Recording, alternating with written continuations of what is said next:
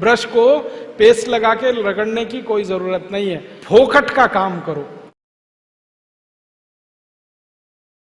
घर में रसोई है, वहां पे हल्दी है, ले लो थोड़ी सी हल्दी, और सरसों का तेल है वो भी डाल दो उसमें, और थोड़ा सा नमक, तीनों को मिलाओ, दांत पे घिसो, सबसे अच्छा दंत मंजन। और एक दूसरा बताता हूं, गाय है, गाय उसका गोबर है, गोबर को जला दो। कैसे जलेगा? पहले सुखाओ उसको, छोटे कंडे बनाओ, फिर जला दो, तो राख निकलेगी। उस राख में थोड़ा नमक मिलाओ, थोड़ी फिटकरी मिलाओ और उसको दांत पर घिसो। उससे अच्छा दंत मंजन दुनिया में नहीं। और एक तरीका बताता हूं, नींबू है ना, नींबू हम सब्जी में निचोड़ते हैं, अब छिलका बच गया, इसको फेंकना नहीं, छिलके को उलट दो, अंदर का हिस्सा बाहर निकाल दो, उस पे नमक रगड़ के ऐसे ऐसे दांतों पे घिसो, दांत एकदम साफ। और एक दो बात बताता हूं, जिनके दांत पीले हो गए, आम का पेड़ देखा, उसका पत्ता तोड़ लो, आम के पेड़ के पत्ते को चबाओ थोड़ी देर, चबाने के बाद वो चटनी जैसा होगा, लुगदी बनेगी, उसको दांतों पे रगड़ दो, दांत एकदम किटकिट करने लगते हैं, एकदम साफ। ये सब फोकट का इलाज है कि नहीं? और नहीं तो कोई खरीदना है तो दंत मंजन खरीद लो,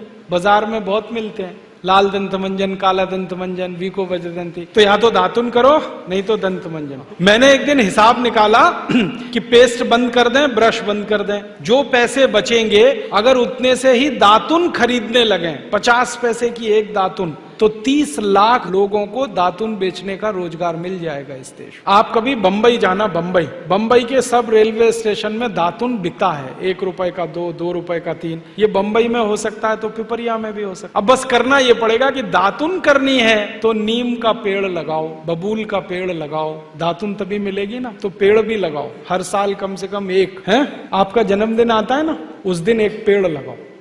ब्रश को पेस्ट लगा के रगड़ने की कोई जरूरत नहीं है, फोकट का काम करो, दातुन करो, दातुन। नीम की दातुन, बबूल की दातुन, पाकड़ की दातुन, करंज की दातुन, अमरूद की भी दातुन होती है, आम की भी दातुन होती है, बबूल की दातुन, 12 तरह के पेड़ हैं, उनकी दातुन करो। Tax free, cost free, side effect कुछ नहीं है, एक्सपायरी डेट कुछ नहीं है, फोकट में मिलती है कि नहीं? एक एक दातुन तोड़ लो और दातुन तोड़ के 7 दिन तक चलाओ उसको। मैं तो एक दातुन 7 दिन कर लेता हूं। कैसे?